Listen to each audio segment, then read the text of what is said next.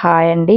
So, మరో short వీడియోతో మీ ముందుకొచ్చాననమాట. శ్రీ సుమంగళి శారీస్ అండ్ బోటిక్ దగ్గరకొచ్చేసాను. Pure handloom Mangalagiri sari. ఎంత బాగుంది చూడండి. మంచి green colour, dark green colour sari సూపర్గా ఉంది.